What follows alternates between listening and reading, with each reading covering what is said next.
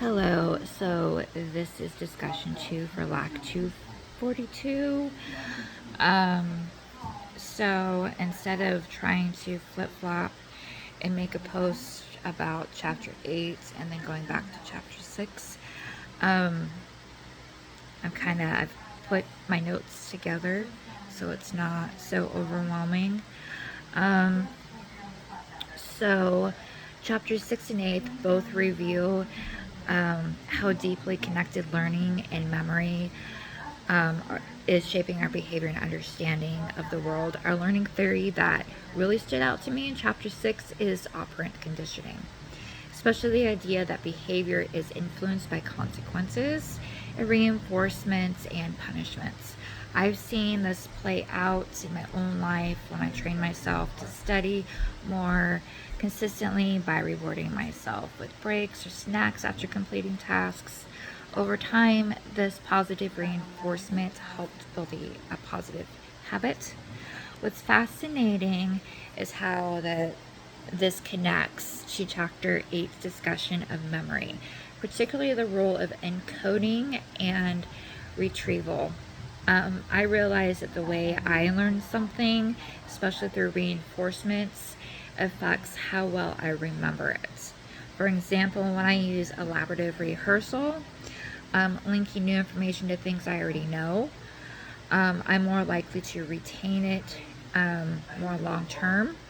This is especially effective when paired with operant conditioning. Rewarding myself by using good study strategies reinforces the behavior and strengthens the memory. Another powerful connection between the two chapters is the role of repetition and feedback.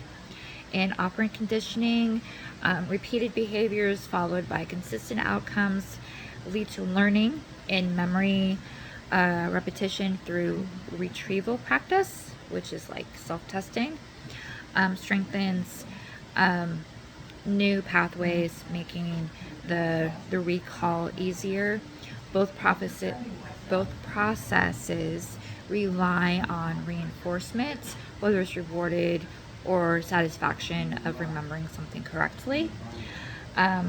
Together, these chapters help me to learn that learning isn't about acquiring new behaviors, and memory isn't just by storing facts. They're part of the same system. Understanding how they interact gives me a better tool for studying informal habits and even unlearning negative patterns.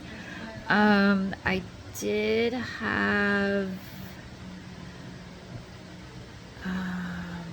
something that really stood out.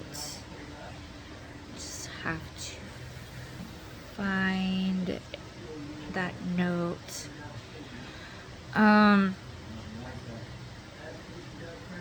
So something that really stood out was in chapter 8, the concept of how memories are not fixed recordings, but are instead constructed and reconstructed. That really stood out. There's also the misinformation effect. Elizabeth Ludov's research on false memories shows how easily suggestion can distort what we believe to be true. So,